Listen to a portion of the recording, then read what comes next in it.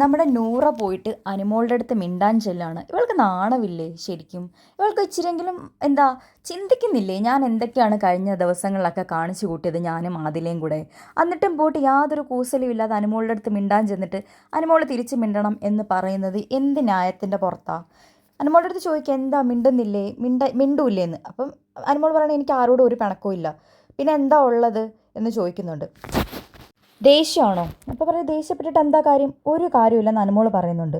പിന്നെന്താ മിണ്ടാത്തത്? അപ്പോൾ അനുമോൾ പറയുന്നത്, എനിക്ക് എല്ലാവരോടും സ്നേഹവും സഹതാപവും മാത്രമേ ഉള്ളൂ. അപ്പം നൂറെ എന്ന് ചോദിക്കുന്നു. എന്താ ഇങ്ങനെ മിണ്ടാതെ ഇഗ്നോർ ചെയ്ത് നടക്കുന്നതെന്ന് ചോദിക്കുമ്പോൾ അനുമോൾ പുച്ഛിച്ചൊരു ചിരി ചിരിക്കുന്നുണ്ട്. അത് വിഷമിച്ചുള്ളൊരു ചിരിയാണ്. അത് കേട്ട് കഴിഞ്ഞാൽ മനസ്സിലാവും പുച്ഛമല്ല ശരിക്കും പറഞ്ഞാൽ. ഇത്രയൊക്കെ കാണിച്ചിട്ട് ഞാൻ വന്നിനി നിന്നോടൊക്കെ മിണ്ടണോ എന്നുള്ള രീതിയിൽ. അപ്പോഴത്തേക്കും നൂറ അന്നേരം ഇത്രയൊക്കെ പറയുമ്പോൾ നൂറ പിന്നെ അവിടെ നിൽക്കുന്നില്ല. അപ്പോൾ ഉടനെ നൂറയുടെ എന്താ അടുത്ത പറച്ചിൽ, ഞാൻ അനുമോളുടെ പുറകെ കാല് പിടിച്ച് നടന്നു, അനുമോൾ മിണ്ടിയില്ല.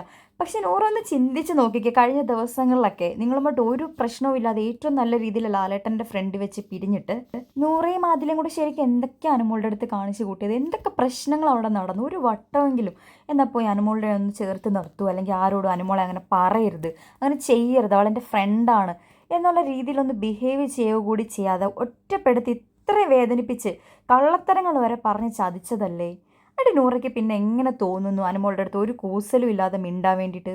ഒരു നാണമുള്ള മനുഷ്യന്മാർ പോയി ഇങ്ങനെ ചെയ്യത്തില്ല. എന്നിട്ട് വന്ന് അനുമോൾ മിണ്ടണമെന്ന് ആഗ്രഹിക്കുന്നത് തന്നെ അതിനകത്ത് എന്തോരം വലിയൊരു എന്താ പറയുക അതിന്.